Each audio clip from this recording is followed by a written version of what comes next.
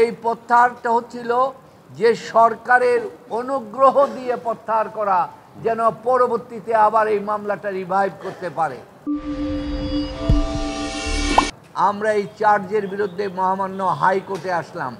আমরা কোয়াশমেন্ট চাইলাম যে এই মামলাটা চলে না সমস্ত কিছুতে। তখন এই মামলাটা 27 নম্বর কোর্টের বিচারপতি নজরুল ইসলাম তালুকদার সাহেবের কোর্টে শুনানি, দীর্ঘ শুনানি করলাম। শুনানির পর সেখানে নিয়ম হচ্ছে প্রথম শুনানিতে শুধুমাত্র পিটিশনারকে শুনানি হয় মিশর, কিন্তু দেখা গেল তিনি সমস্ত সরকারি উকিল দুদকদেরকে ঘন্টার ভর ঘন্টা দিনের পর দিন শুনানি করলেন। শুনানি করে তিনি বললেন যে ডিস্ট্রিক্ট কোর্টের অর্ডার যে চার্জ যে গঠন করেছে এইটা ঠিক হয়েছে এবং 1 বছরের মধ্যে এই মামলা নিষ্পত্তি করার নির্দেশ দিলেন। এরই মধ্যে মামলার সার্টিফাইড কপি আমরা নির্দিষ্ট সময়ের মধ্যে 1 মাসের ভিতরে আমাদের হাইকোর্টে আপিল করা, সুপ্রিম কোর্টে আপিল করার নিয়ম। এই আপিল হওয়ার মধ্যে আপনারা জানেন যে 5ই আগস্টে দেশের যে বিপ্লব ঘটল, বিপ্লব ঘটার পরে ডক্টর ইউনূস তখন ফ্রান্সে ছিলেন। তিনি 8 তারিখ আসলেন, এসে ওনাকে ক্ষমতা গ্রহণ করলেন। ক্ষমতা গ্রহণ করার পর একটি আশ্চর্যজনকের ঘটনা ঘটল যে ফ্যাসিস্ট সরকার তৎকালীন দুদকের চেয়ারম্যান তিনি 11 তারিখ কোর্টে একটা মামলা উইথড্রয়ালের পিটিশন দিলেন। আমাদের অগোচরে, আমরা জানি না, আমরা আসামি, আমাদেরকে কোনো নোটিশও করা হয় নাই। এই দেওয়ার পরে দুদকের আইনজীবী নথি উপস্থাপন, কারণ ডেট ছিল না, ডেট ছিল পরের মাসে 9 তারিখ। তো সেটা উনি পরের মাসের 9 তারিখের জন্য রেখে দেওয়া আইনত নিয়ম, যে আসবে তখন শুনানি হবে। উনি কি করলেন, দুদকের আইনজীবীকে দিয়ে নথি উপস্থাপনের দরখাস্ত দিলেন। ওই দিনে 11 তারিখে নথি উপস্থাপন মঞ্জুর করলেন।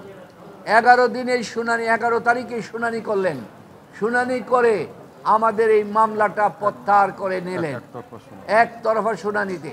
এই প্রত্যাহারটা হচ্ছিল যে সরকারের অনুগ্রহ দিয়ে প্রত্যাহার করা, যেন পরবর্তীতে আবার এই মামলাটা রিভাইভ করতে পারে। ডক্টর মোহাম্মদ ইউনূস সাহেব বললেন, আমি ক্ষমতায় আছি, আমি কোনো সরকারের অনুগ্রহ চাই না। মামলার ধারাবাহিকতা, মামলা চলবে সুপ্রিম কোর্ট পর্যন্ত।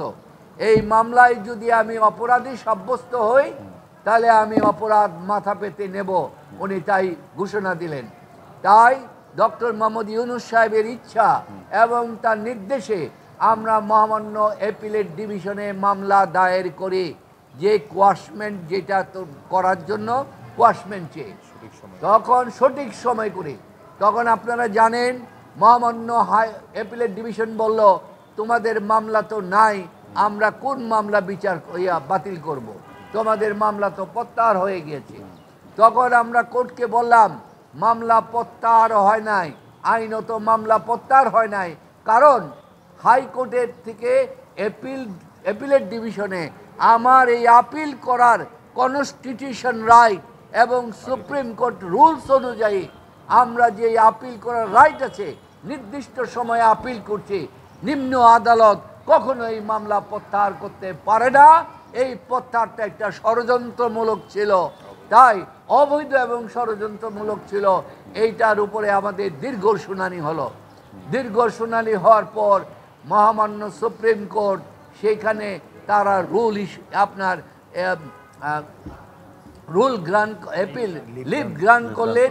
লিভ গ্রান্ট করার পর আমাদের আপিলের শুনানি করা হলো।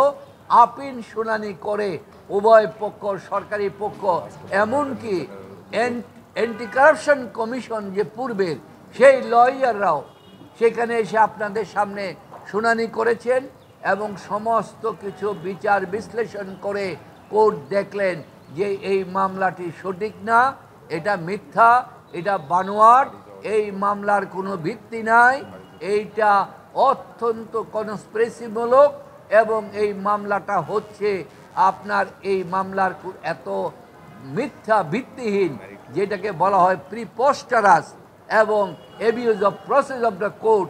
এই কারণ বিবেচনা করে মহামান্য সুপ্রিম কোর্ট আনএনিমাসলি, কোনো ডিভিশন নাই, সবাই একমত হয়ে আজকে সিদ্ধান্ত দিলেন, রায় ঘোষণা করলেন যে নিম্ন হাইকোর্টের আদেশটি স্যাটিসফাইড করা হলো এবং এই মামলাটিকে আপিল অ্যালাউ করে এই মামলাটিকে কোয়াশমেন্ট অ্যালাউ করলো এবং অ্যালাউ করে আজকে সত্যের বিজয় হলো এবং আইনের মাধ্যমে এই মামলা থেকে ডক্টর মোহাম্মদ ইউনূস সহ বাকি যারা 7 জন আছেন সবাইকে এই মামলা থেকে খালাস দিয়েছেন।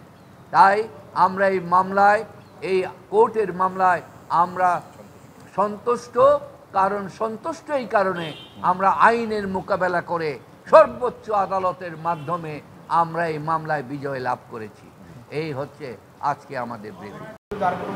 ডক্টর মোহাম্মদ ইউনূস সাহেবের বিরুদ্ধে লেবার কোর্টে, উনি সহ গ্রামীণ টেলিকমের লেবার কোর্টে এবং গ্রামীণ টেলিকম এবং গ্রামীণ কল্যাণের 66 মামলা ছিল, আর গ্রামীণ টেলিকমে ছিল 47টি মামলা। এই মামলাগুলি আজকে 8 মাস যাবৎ, এর আগ থেকে 2 বছর যাবৎ আমরা পূর্ণাঙ্গ হিয়ারিং করে এই মামলাগুলি বাতিল করা হয়েছে। কারণ এই মামলাগুলি কোনোটাই সঠিক ছিল না।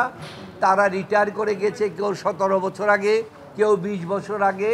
তাদেরকে সরকার, বিগত সরকার ধরে এনে তাদেরকে দিয়ে মামলা করিয়েছিল, যে মামলার কোনো ভিত্তি নাই, তাদের কোনো দাবি দেওয়া নাই। সমস্ত দাবি দেওয়া গ্রামীণ টেলিকম এবং গ্রামীণ কল্যাণ এটা পরিশোধ করেছে। এখন একটি মামলা সুপ্রিম কোর্টে গ্রামীণ কল্যাণের বাকি আছে। সেই এটা আপনারা জানেন যে 103 জন কর্মচারী গ্রামীণ টেলিকমের, তারা কল্যাণের, তারা একটা আপনার পিটিশন লেবার ট্রাইব্যুনালে তারা একটা মতামত চেয়ে একটা মামলা করেছিলেন।